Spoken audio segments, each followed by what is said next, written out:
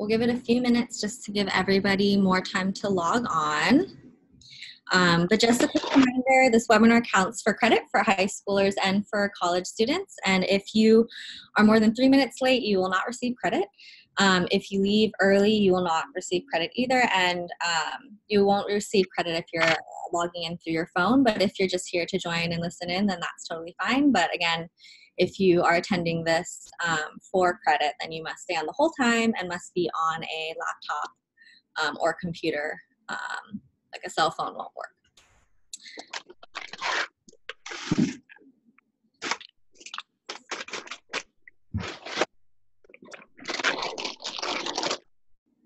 Okay, I think we should actually just get started. So, hello everybody.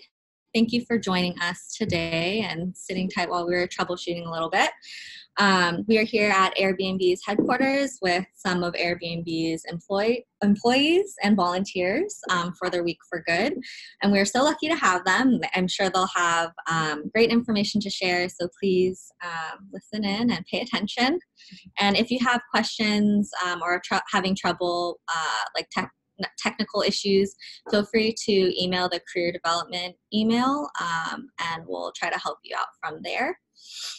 So first, if we could take some time to just do introductions. So if you could share your name, your current title, and kind of a general summary of what your responsibilities are and how long you've been at Airbnb. You can remember all that. Just ask me to get it. And maybe put in the chat box if you can't hear us, because I know we're kind of far away. Okay. You can go first. Sure. Yeah. If everyone can hear me, my name is Brittany Afonito. I've been with Airbnb for 2 years now, and I'm on the university recruiting team. So I support all of our software engineering roles for internship talent, our new graduate talent. So anyone that's studying computer science, engineering, interested in coding, I support all of those roles, as well as our entire summer internship program. And I recently just got moved into the university recruiter position, and I started as a coordinator on the team. Great, thank you. Hi everyone, I am Dani. I am actually originally from South Africa, and I have been at Airbnb for about 1 year and a month now, which is crazy how quickly time goes by. I am a chartered accountant back home in South Africa, which is the equivalent as a CPA. And yeah, I did my articles, which is like an internship in Deloitte Johannesburg, and then came across to Deloitte DC, and now I'm at Airbnb. Awesome, cool. Thank you for joining us.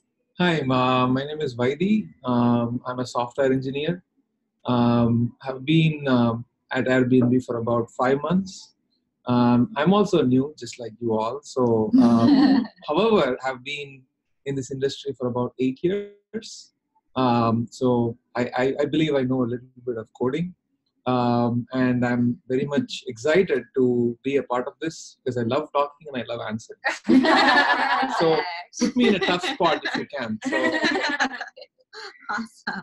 Thank you guys all again for being here. We really appreciate your time, and I know that I'm sure you guys will have some awesome things to share. So before we get started, I wanted to talk about career paths.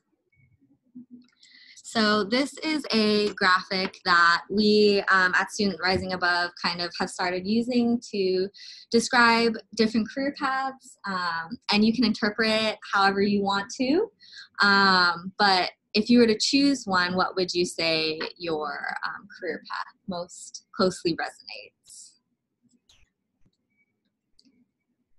So for instance, I kind of think that mine would be a career hopscotch, just because I've always been interested in the nonprofit world, and you know, kind of took, I guess, lateral steps in different nonprofits, and kind of found this niche in higher education and education accessibility. So essentially all in the nonprofit world, but a little bit different here and there.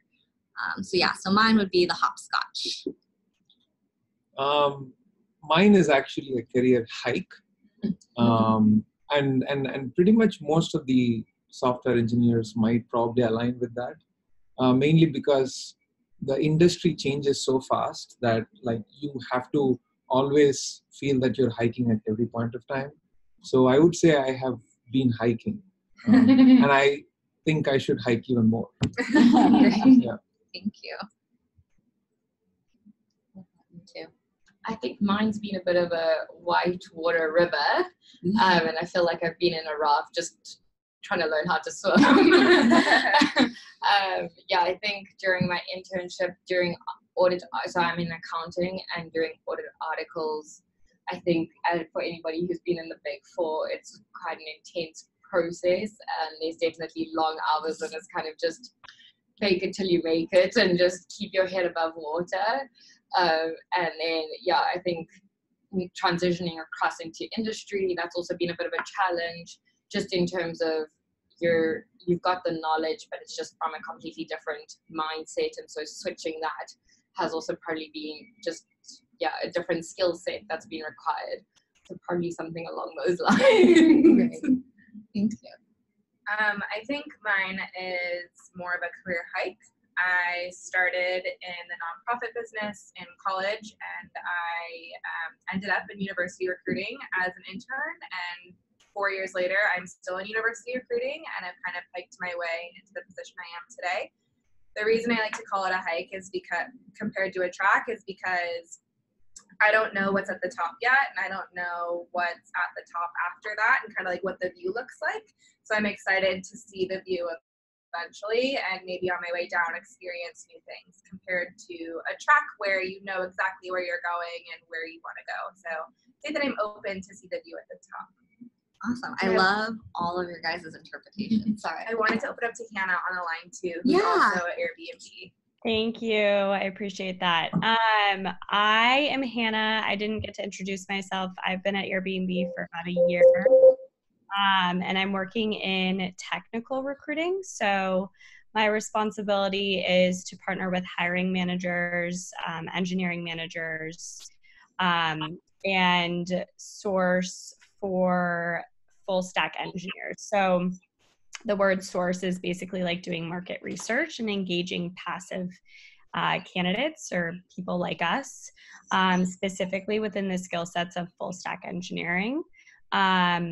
So I haven't always done technical. I've done some non-technical recruiting in the past 4 years. That's where I am today. And then my career path is, I don't know, it's kind of hard. I feel like it's a combination of all of these, to be honest.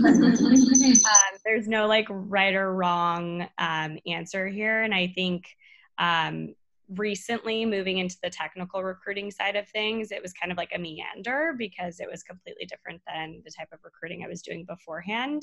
It feels like it's always been a hike because I'm a woman. There's a career track to have. When you're in recruiting, you kind of start with the coordination and sourcing and go into full cycle recruiting as well. And some whitewater river rafting in there too. Great. All right. Let me go.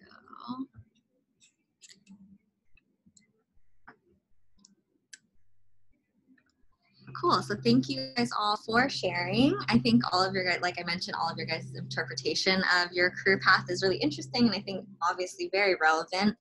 And something that we try to share with our students is that, and remind them, is that no career path is linear. Everyone has their unique journey, and so it's nice to hear that you guys all have kind of that different journey going on for yourself. That's obviously going to continue on. So how do you think, kind of in relation to that, how do you think your earlier career choices led you to where you are now, whether that be like your major or the college you attended or internships or maybe like a mentor that you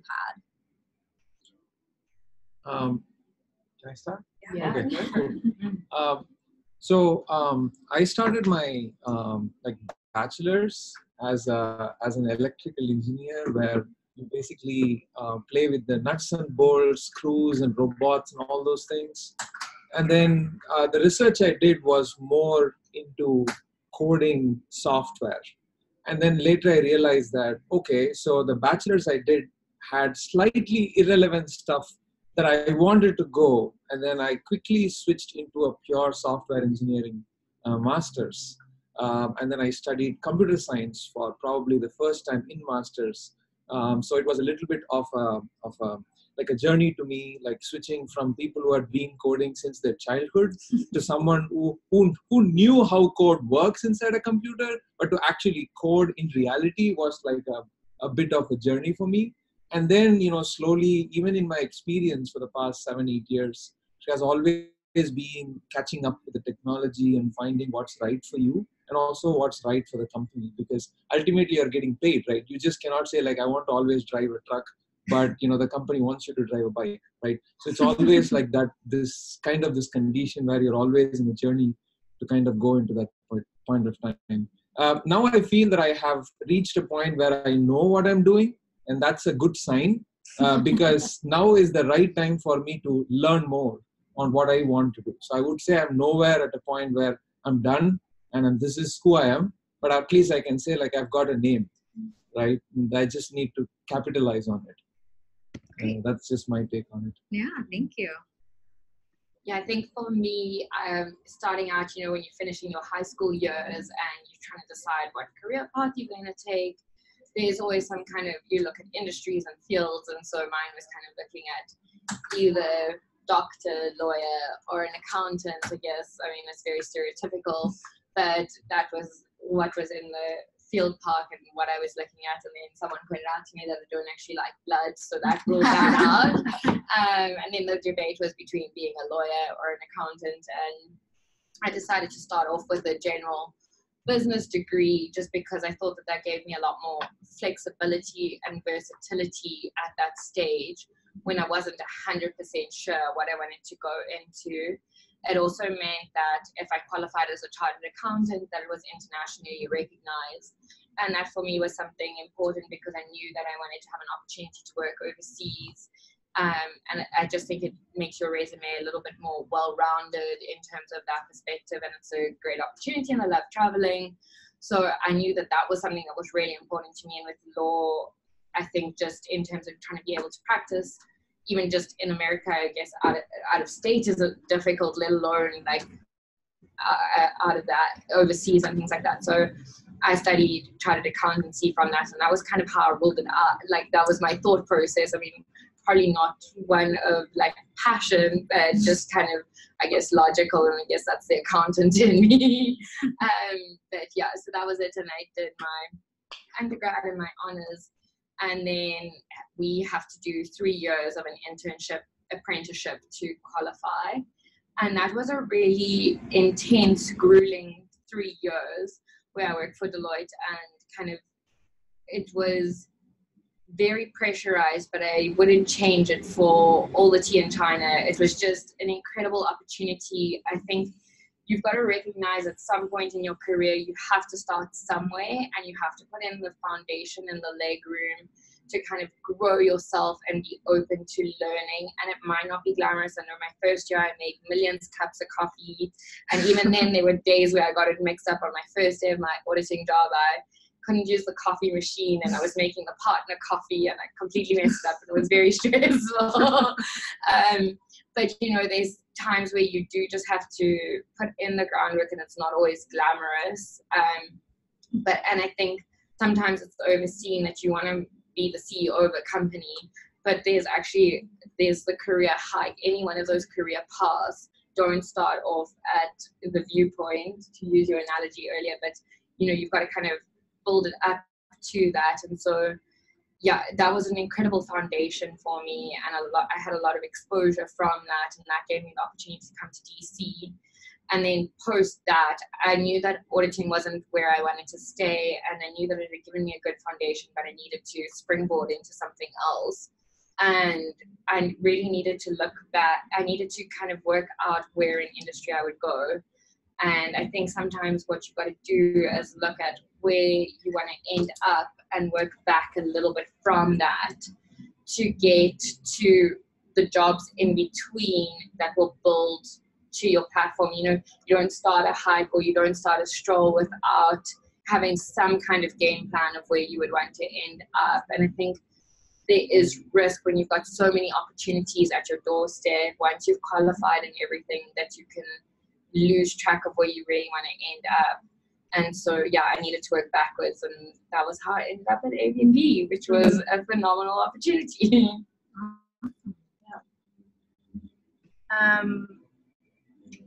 I'd say that my path was very challenging for certain parts of it. I majored in communication, and I had the opportunity to select a sub-major, and the sub-major was nonprofit business.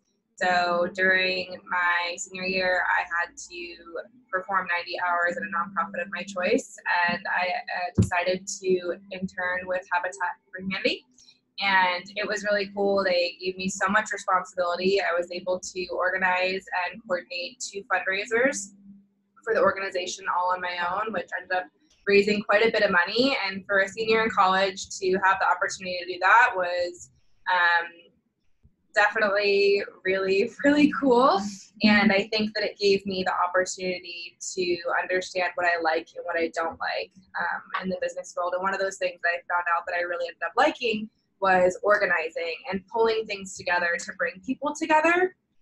And when I got the opportunity to be an intern in university recruiting, I think that passion further developed, and I ended up falling in love with talking and relating to people that have gone through similar things or that are also students, and reassuring that, you know, things are going to end up lining up if you keep believing that you're capable of these things.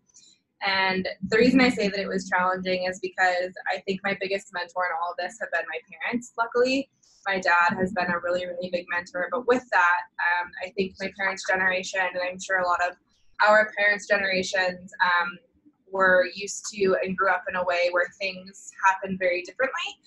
It was very, very professional. Like, you had to stay somewhere for 2 years and you had to move somewhere else for 2 years, so on and so on and so on. And I think that my generation as a millennial is starting to change that a little bit. And so having a mentor that went through and experienced something a little bit differently than you did was a little bit of a challenge. And I think you kind of go through this battle with yourself and believing in yourself and then trying to prove yourself to other people.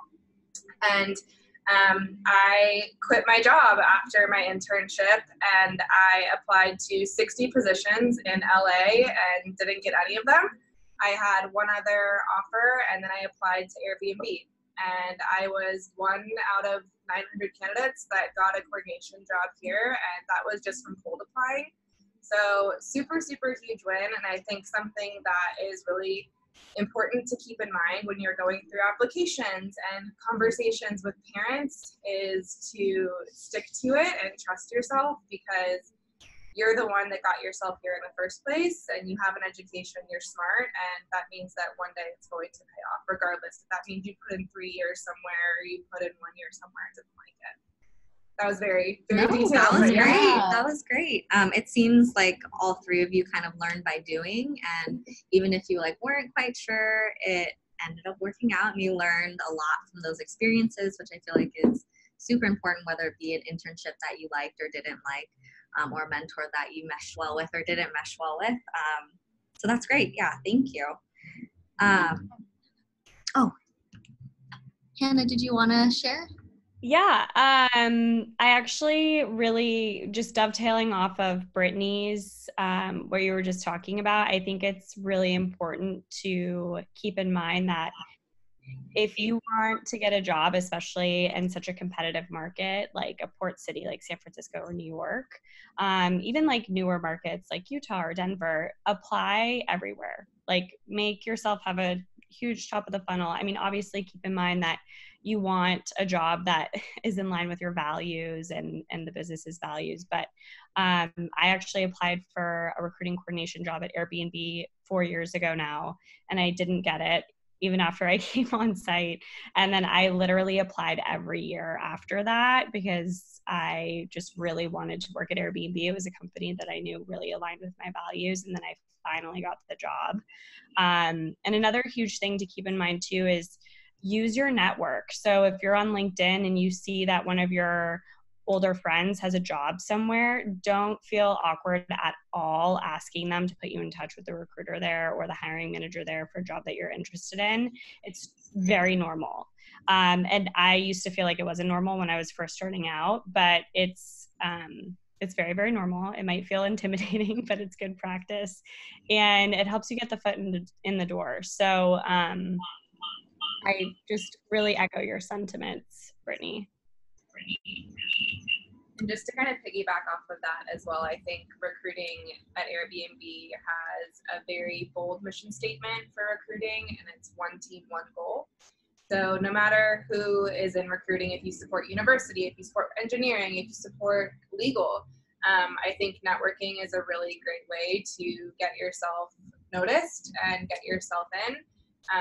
We say it all the time, like one team, one goal. I know a lot of people that have reached out on LinkedIn that I don't even personally know, but maybe they have a really compelling story and a resume. And I'm like, you obviously took the initiative to reach out. Like, I think I would love to flag your resume, at least the least that we could do.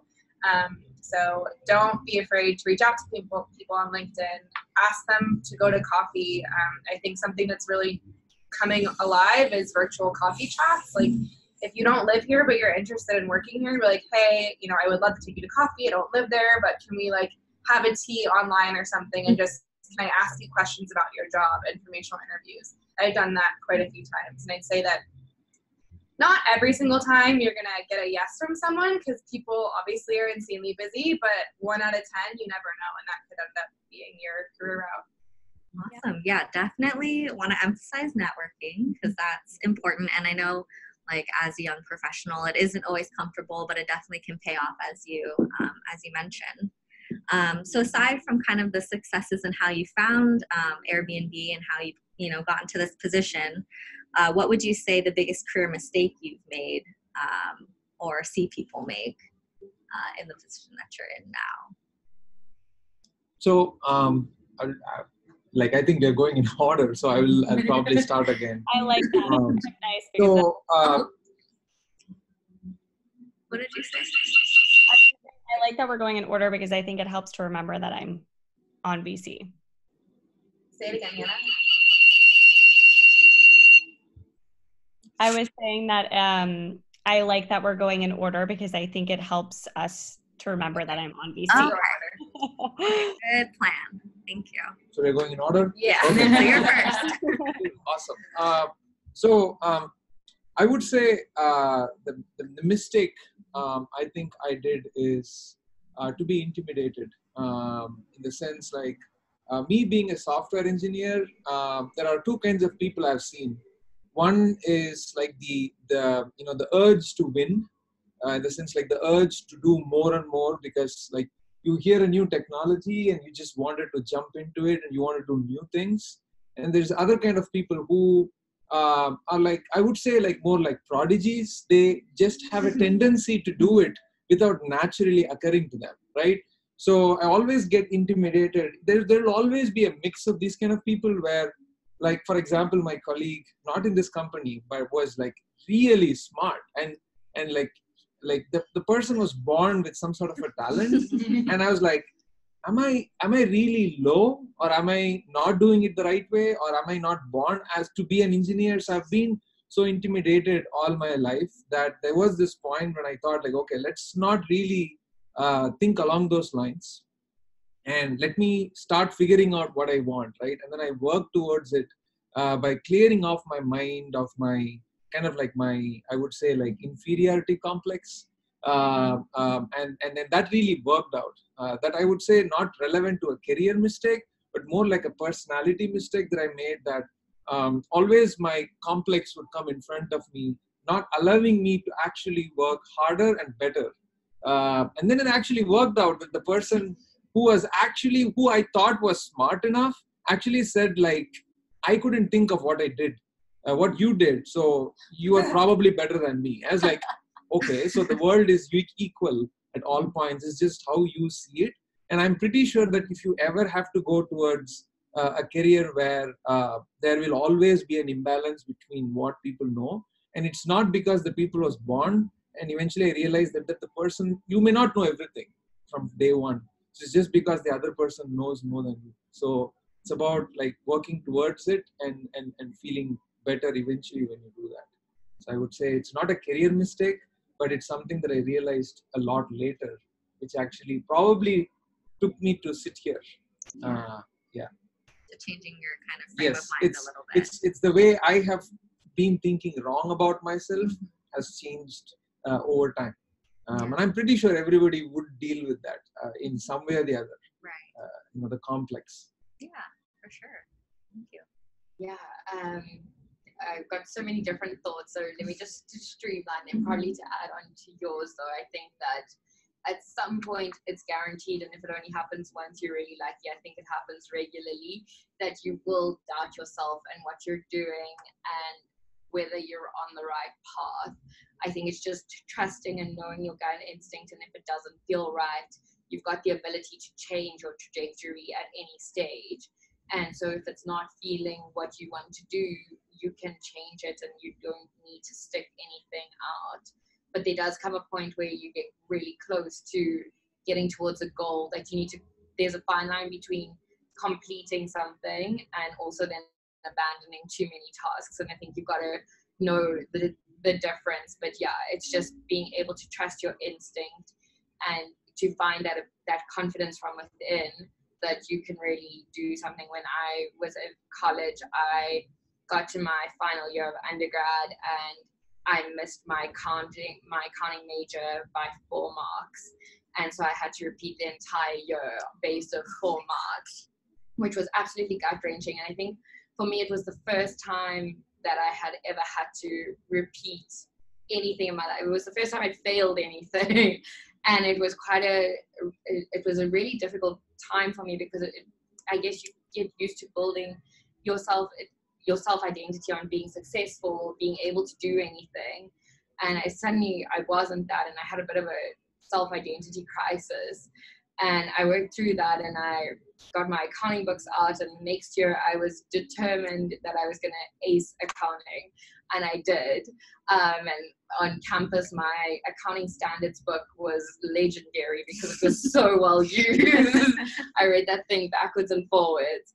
But I think, and at the time when I failed, I was like, right, I'm not doing accounting anymore. And my mom was like, in brilliant reverse psychology, said, okay, that's fine, go and do law then. And I was like, don't be ridiculous, of course I'm going to finish. So I think it's knowing that, like, yeah, there are times where you want to change, but there are also times where you know you've got to stick with it because you're committed to it.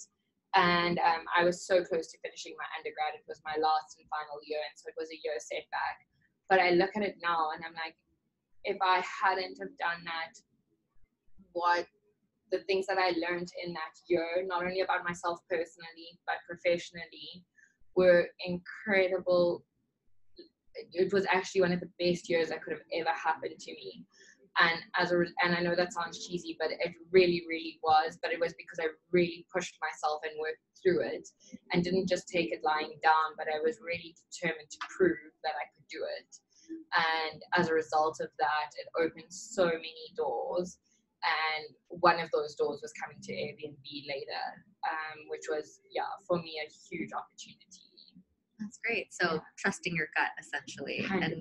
and trying to just go for it and work through it and know when you need to stick to it and when, you can take a step back. Exactly. And it's okay to fail. Like, it's okay to have moments of setback, and there will be many more, I'm sure, along my career path. But they're okay, I think, as long as you learn from them and you push through them, whatever that looks like for you at that time. Great. Thank you.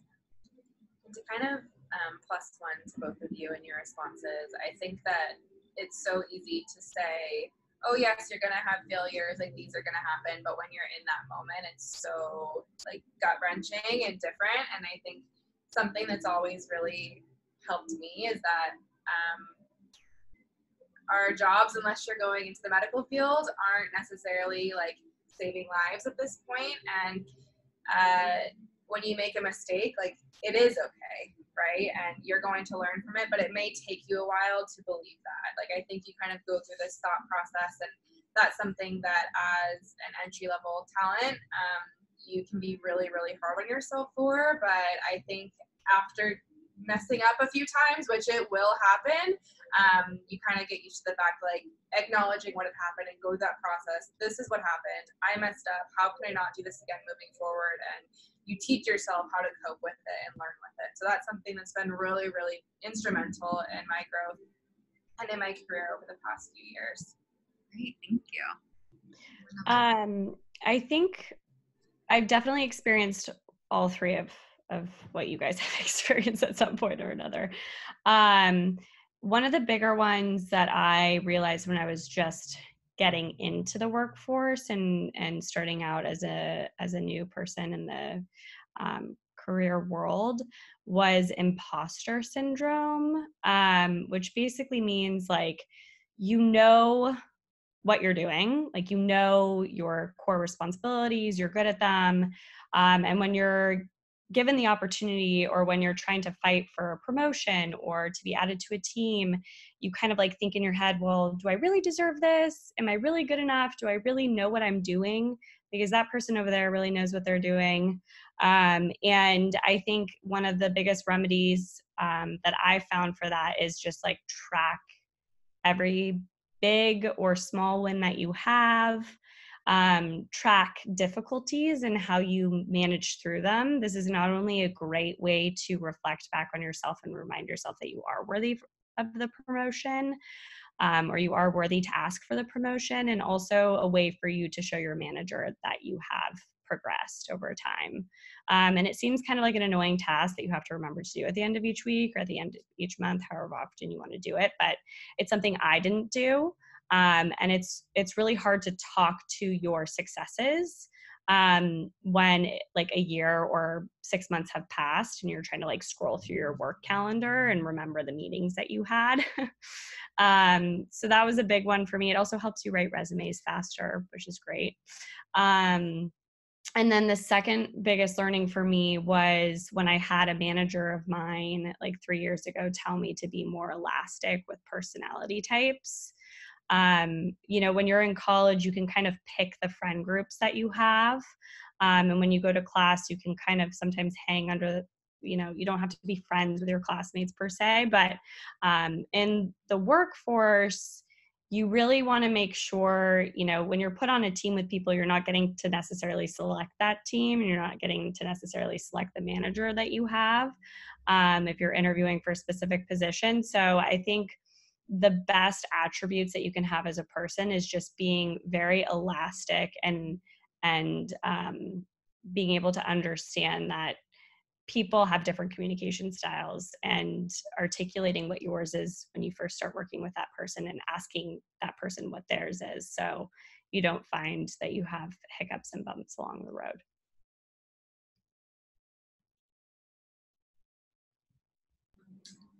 I just want to plus one to everything you just said. I think those are two things that Airbnb has taught me in 2 years here is once a month I actually have a block on my calendar. It's called Reflection, and I journal down everything that I've accomplished that month.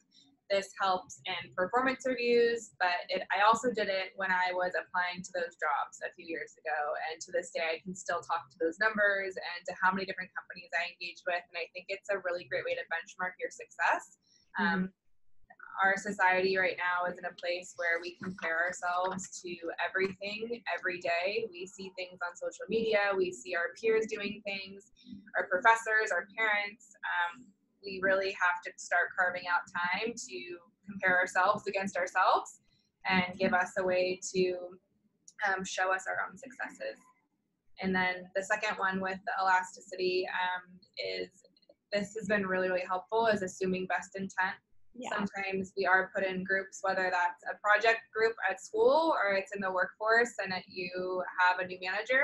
I think that sometimes it's really hard and you get excited to do something a way that you know how to do it, but someone else wants to approach in a different way, and maybe a comment was made, but when you remind yourself to assume the best intent of that person or that project, I think it really does realign your values and realign kind of why everyone is in this position together. Yeah, I also kind of want to add one more thing, sorry. And this is something that I learned from a manager who wasn't my own at Airbnb, and he left like a couple of months after I started. But he said this phrase to me, and he said, you teach others how to treat you, which really resonated with me. And it's just basically like, people around you are not going to know how to treat you if you don't let them know like what you prefer, what kind of language you prefer, everything. So, and it feels awkward when you tell people like what you want with communication styles when you first start out in life, or maybe it doesn't for some people, but it felt awkward for me. So that teach others how to treat you really resonated with me.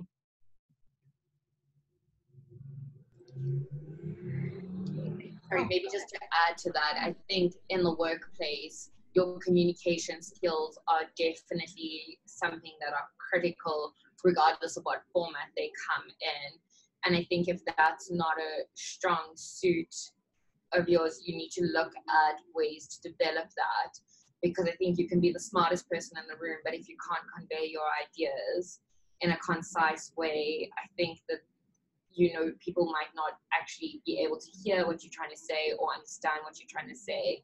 And so I think with your career development, your communication skills are absolutely vital in terms of being able to allow yourself, whether it's going into an interview and being able to convey what you know or what opportunities you're looking for, or just carrying yourself in a meeting, or being able to type an email with your thoughts and what you need, or even a Slack message. There's so many different ways we communicate nowadays. And I think if you can't be able to adapt to different forms of mediums and different people's styles, if your manager's a face-to-face person and you're an email person, you're never going to gel, or it's going to be more difficult, let me put it that way. And I think at some stage you need to be able to adapt to different ways in order to make yourself, to just be able to carry yourself into different situations. Yeah, it seems like something that came up with your answers is that, you're going to work with a variety of people. So at Airbnb, what would you say is kind of a common characteristic amongst either your team or just Airbnb as a company? Like, what are some things that Airbnb really values when they're looking at candidates? Yeah. So one thing I wasn't aware until so when I got this opportunity to interview with Airbnb, that's when, to be really honest, that's when you start to read about the values of the company. Like, you wouldn't really follow this as like some sort of a politics or a newspaper or something. You would want to know about the company either when you're following. I would obviously follow the technical side of it, but the functional and the social side of it and the value side of it would only be read or learned when you're just ready to interview for a company, right? So one big value that I thought was that I read was a bit surprising for me is all about helping each other and belonging, right? I was like, okay, belonging, I've never been, to be honest, I've never been at a point where I felt not belonging to a point. Maybe the way I've been raised or the way I've never got to that point, right? And then I was actually wondering, where does this really apply, right? And then I was actually wrong. The moment I came into the team, and I'm just here 5 months, that I actually sensed a true spirit of belonging. I'll give you an example where whether it is you're just going for an offsite, you're just going for something with your team, and you just go run and get something, right? You would actually see that whole team waiting for you. They're just professionals and they're here just like you. And yes, everybody needs to get paid, but the sense of that spirit not just always occurring to you during the office hours, but outside the office hours that's really what made me learn that there is a cultural impact, right? And it is also great that the company is trying to take it outside, where that's not just how a company is within, but actually trying to spread the word outside, right? And when it comes to team, obviously, when you sit with everyone, they're ready to teach you. They are always unassuming. That is something that I learned as a new fact. It's not oh, you know this already. I will assume that, and I'm going to start from the peak, where you would probably, that's when you'll actually feel that, oh, okay, do I know this or no, right? But being unassuming just helps you to be at a point where, oh, okay, he's just trying to reiterate something that I already know, or it's just better for me to learn it as he talks or as she talks, right? So that's something that I really got surprised that that's the true meaning of belonging. Yeah, that's about it. For me, it's definitely, I mean, coupled with what you've said, but it's the people that you work with here. It is honestly, everybody just has such a willingness and eagerness that in any way, shape, or form, if they could help out, they will. And I worked in a lot of companies. I've been into a lot of companies, but honestly, I still walk in, and I've been here for a year, and you kind of think that honeymoon phase will wear off at some point.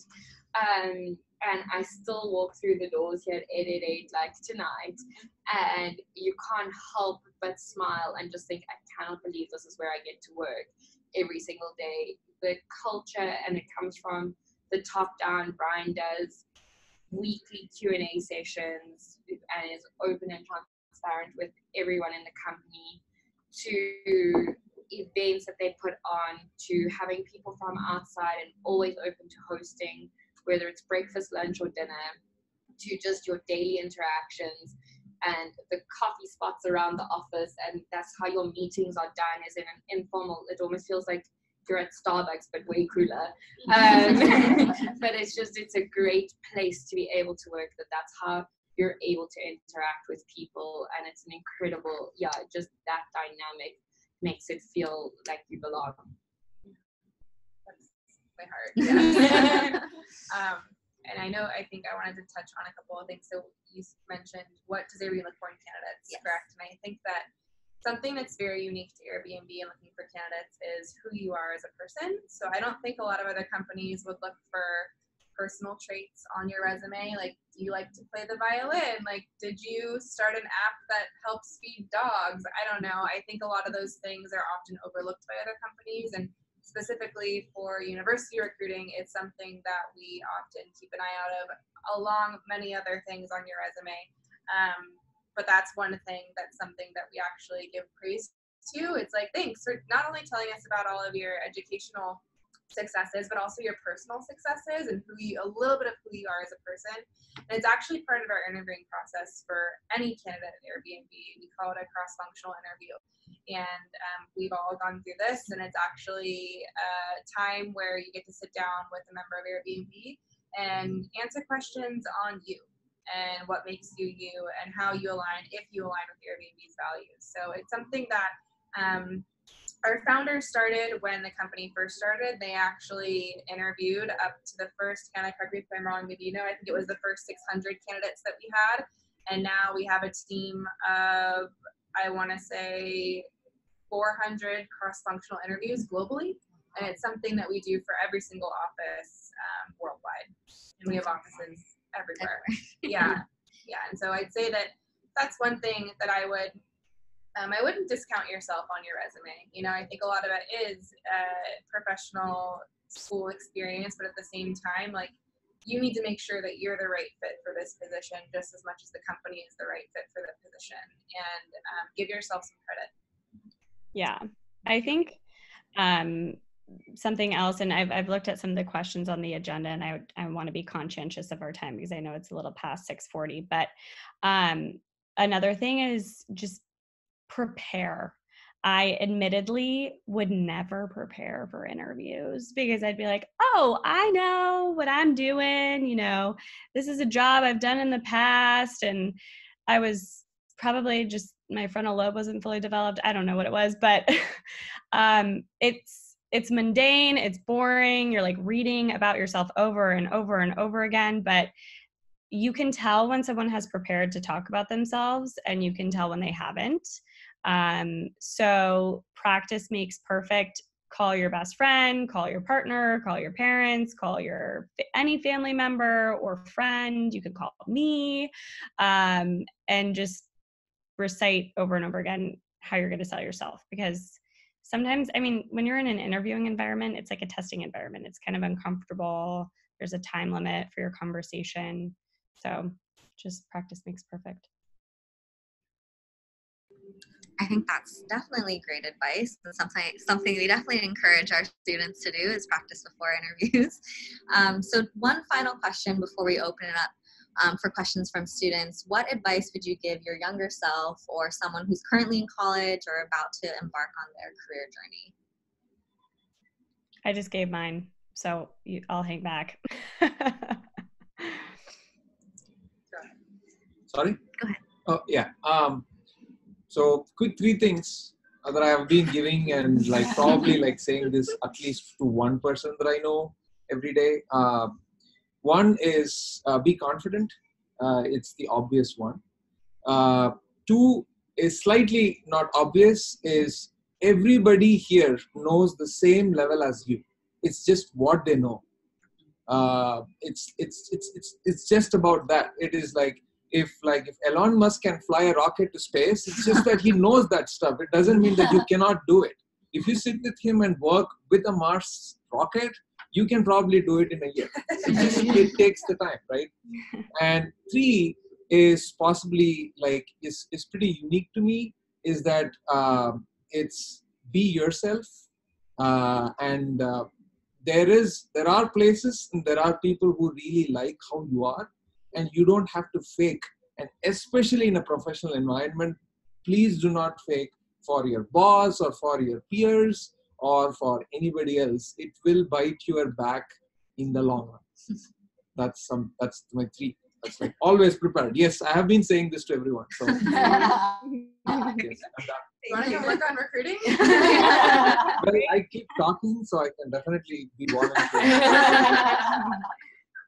My thing would be just believe. I mean, if you'd asked me, I've been out of school now for 10 years, and if you'd less than 10 years, and if you'd asked me as a girl living in Johannesburg at 18 years old that I would be working at Airbnb, one of the biggest tech companies or tech travel companies, I don't know, in San Francisco, at an incredible time in the company, that I actually get goosebumps thinking about.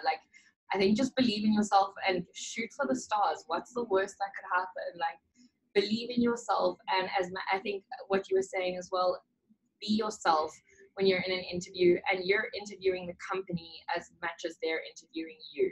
You have got to say in where you end up. They're not only picking and choosing. You're the talent. And so you've got the right to pick and choose where you end up as well. And if the company's not for you, you're also allowed to be like, this isn't the right opportunity, and walk away from it. Just because someone presents you an opportunity doesn't mean you have to take it. You get to be the decider of where you end up. Yes. I'd say one thing that's been instrumental in my growth is something that a former boss told me when I was having a hard time having imposter syndrome here at Airbnb. And it was that they want you to succeed just as much as you want you to succeed. And that advice is strictly for interviewing. When you're nervous, I get extremely nervous when I interview. I shake, I start laughing. It's horrible. Is when you're in that moment, or when you're on a phone screen or having an informational interview with someone, to remind yourself, you know what, this person wants me to pass and for me to succeed just as much as I want myself to do that. Or it's like they're sitting there not wanting to be there, I hope, God forbid. I think that piece of advice and telling myself that in my head while I'm going through this process has been really, really, really helpful, and just reassuring to myself. I think the second biggest thing would be to embrace the adventure in true Airbnb fashion. That's one of our core values here, and it's something that won me over with the company. You truly never know where life is going to take you. You never know if an interview is going to give you a yes or a no, but on the same fashion of believe is just embrace the adventure that you're about to go through, that you have been going through. Your journey is your journey, and it's no one else's. Super, super cliche, but I think it's so, so real. I share all of your guys' sentiments. And study for your interviews. And save money, because when you save money when you're younger, it accrues more when you're older. I wish I told myself of that when I was younger. So.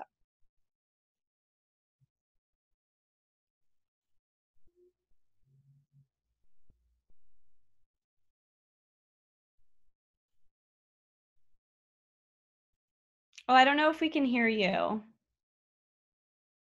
ahead. Sorry. Oh, now I can hear you. I Yeah. wanted to give a note on the practicing for interviews. I didn't know what practicing for an interview meant when I was in college. I was like, oh, do I just need to like Google interview questions and, you know, rehearse to myself all these different things? And I wanted to give a quick set of advice for practicing for interviews. Come up with 3 to 4 stories that you can talk to, whether that be a group project that you worked on in school, an internship, a situation that happened at a job that you worked at, no matter what the job was. One of those examples having to do with a time that you made a mistake or had conflict. And if you have those 3 to 4 examples, I guarantee if you know those examples by heart, that's what you should be practicing. And you can apply those examples to any question that you're asked in any interview.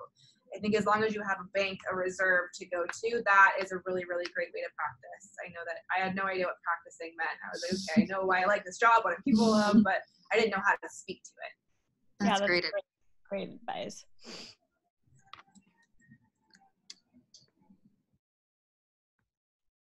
Okay, great. Thank you. So we have a few minutes to open things up for questions. Should I unmute everybody, or are you just going to have to give a quick text and I'll unmute. Okay, yeah. So if you have a question, feel free to enter in the chat and then Paula will unmute you. Anybody?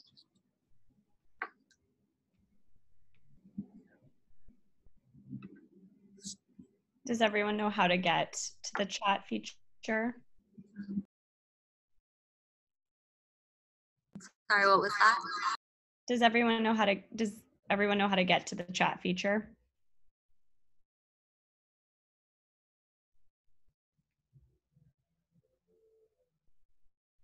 Oh, sorry, it's muted. I can't hear. Put them on the spot. I'll unmute. Say, come on, y'all. We know you have questions. Oh, Alice. Alice has a question, I think. Hi, can you hear me?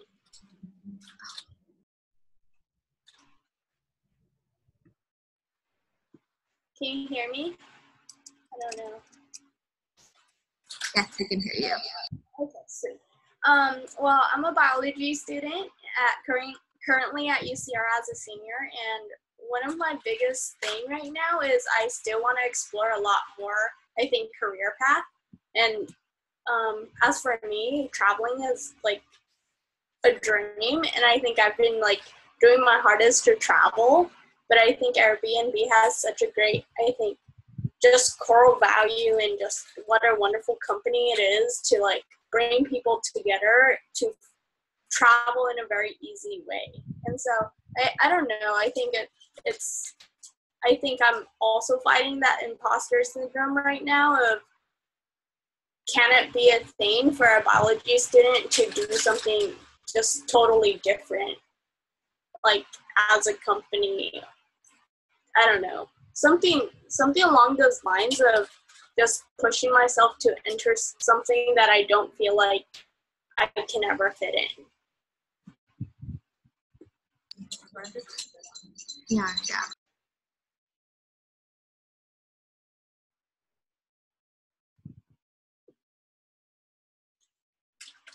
To fight one of my colleagues here. So I was actually fascinated after talking to her.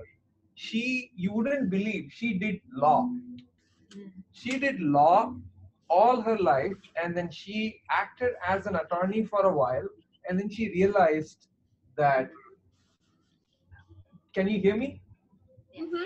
Okay, yeah, and then apparently she realized that she wanted to do completely different because for some reason she couldn't grab as many clients as possible in her being an attorney, and then she drastically changed her master's to actually study computer science. The only thing is she had to study for 3 years, and then guess what? She is sitting beside me and coding. You wouldn't believe. I was like, so I instantly mentioned that you are my role model. You know, that is like, I have seen people doing math and doing computers. I've seen people doing physics and doing computers, or vice versa. But I've never seen lawyers. It's like you're a doctor and suddenly you want to code, right? It's like, so I think I think it's about like if you have to switch from X to Y, it's about how far apart they are. I don't think that there is anything called as you cannot switch. It's about how much far apart they are, and that's proportional to the time it may take. It's not about you cannot do it. It's about if it's from this to this, it is about like, oh, okay, I have to study the prerequisites. I have to get to that point. I have to study a little bit more versus doing a very minor twist or minor change, right? So like I'm not a best example for it, but I really would like to take the opportunity to cite her. That she's very fascinating on that. So don't worry about switching at all. So I think it's about what you want and the distance that it takes from where you are today to move to that direction. And I would say if you don't know what you want, which it sounds like you're majoring in biology, but you're super interested in travel and being involved in other areas, like Alice, when do you graduate, if you don't mind me asking? I graduate this year. Cool, congrats. When you graduate, think about taking a trip with a nonprofit, like a month-long trip, and doing some sort of work in a different area than where you are right now. I think it's very common and there's a lot of pressure to find a job right after graduation, but I think that it's also the perfect time to have zero responsibilities and volunteer your time in other places. You also never know what could come from that. You could end up working for the nonprofit, you could end up meeting someone at the nonprofit, or like maybe not even a nonprofit, just a trip that's organized for recent grads, and just kind of embracing that journey. Sounds good. Thank you. Can I unmute Danny? Danny? Hello, can you guys hear me? Hi.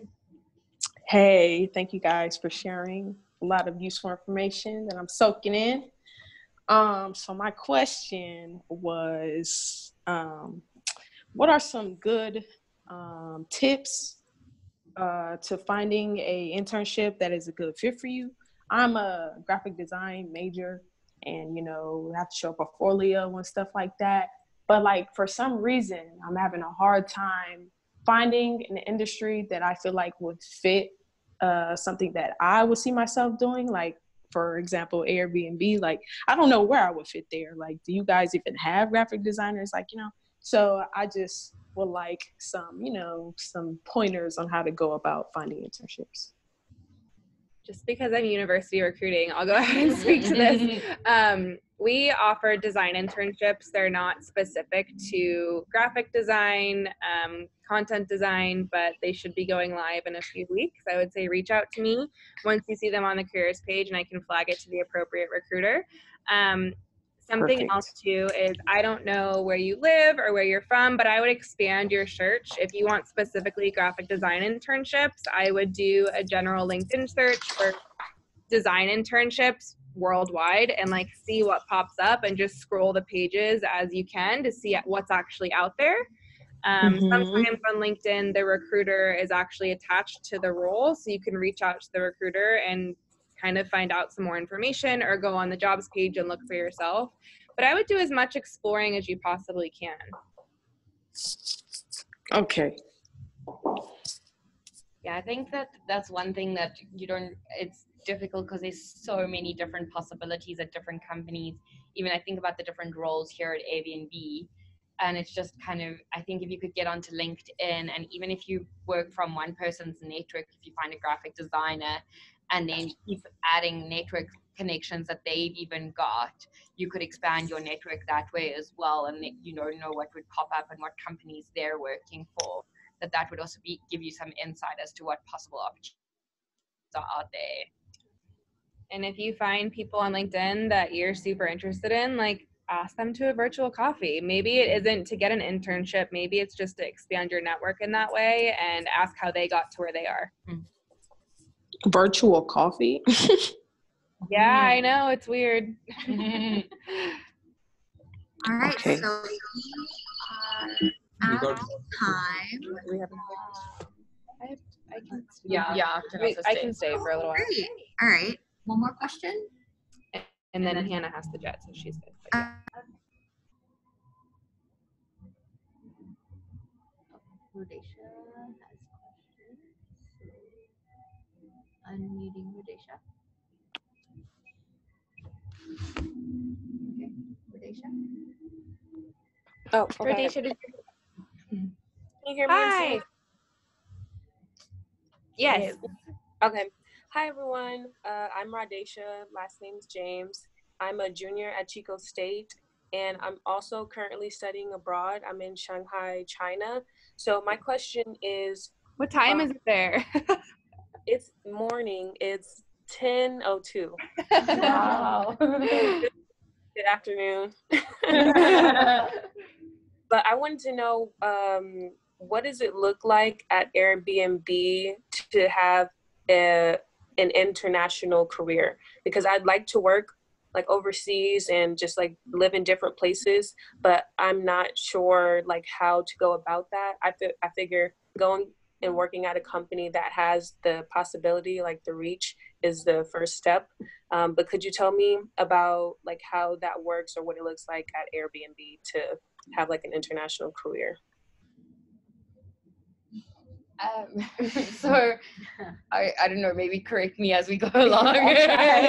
But they are definitely offices around the world, and I think as Airbnb is exploring new markets and setting up new markets, there's definitely opportunity. There's big growth in EMEA, which is Europe, Middle East, Africa. There's big exposure in terms of the India offices, and China is really being developed as a big market as well. So I think as Airbnb becomes a more global company, I think any company that's stretching and growing into new markets is always going to be looking for people to put their hand up and transfer if that seems like a possibility. And I think it's just about putting your hand up and seeing if that opportunity is right. But and yeah, if there isn't the opportunity, at least it's a good platform to be. You're still working for an internationally recognized company in terms of you hear Airbnb even in songs, kind of. Do you know what I mean? You've got a company that has got, I think for something like that, you want a company that's internationally recognized, that when you move into a new market, you can say, I worked for Deloitte, I worked for Airbnb, I worked for any other kind of recognized brand, that the minute people know it, they feel more comfortable in just understanding what your experience was. And so, yeah, maybe if it's not just Airbnb, I think my advice would be to look at something to work for a company that is internationally recognized. Yeah, and to be completely transparent, I think that Airbnb, although we are global, a lot of the working and career growth comes down to legal. Like, can we legally authorize you to work in another country, and visa status? And I think that you'll find that with a lot of companies and wanting to work internationally, is that a lot of the times the jobs are there, like you clearly have the talent, but legally, like it's just not possible to make the visa situation work. So if you find yourself in a situation, like just don't take it personally. A lot of the times it has nothing to do with your experience and everything to do with visa requirements. Thank you. Can I also ask my second question? Do we have time or? Sure. So my second question was specifically, what does Airbnb look for as far as maybe personality traits or characteristics or skills generally, like non-technical and technical, in candidates for like new hires and interns? It's a very broad question, but I appreciate it. What kind of like, what are you studying right now? I'm studying Asian studies and business administration with an option in project management. Okay, cool. So I'd say that because it's such a broad question, we don't broadly look at every single application in the same light. Okay. For example, software engineering interns and new grads, we look at what classes you're taking currently, what classes you have taken, if you're currently involved in any clubs, what your past experience has been, if you've had any previous internships or work experience on campus or off campus. I think those are the things that we tend to look for our software engineering roles. That also applies for our design and data science entry-level roles as well. But overall, as a global recruiting organization, I don't think we generalize applications at all. And fun fact for university recruiting, we had 62,000 applications to our intern and new grad recs last year, and we hand reviewed every single one. So, Wow. yes. I can't say that for every single company. I know for a fact they don't do that, but I'd say that it's pretty hard to give a general view to every single candidate because everyone's so different. Okay. Well, I guess that makes me feel hopeful. I hope so. Yeah. Thank you. Mm-hmm. All right. Oops, sorry. Well, thank you everyone again for joining, especially this panel. You guys were all so awesome and provided some really helpful information. So thank you again for your time. And students, thank you for attending. If you have any other follow-up questions that you want me to pass along, feel free to email me, and I'll see if I can get some answers for you. But until next time, Thanks, thanks everyone. Thank you.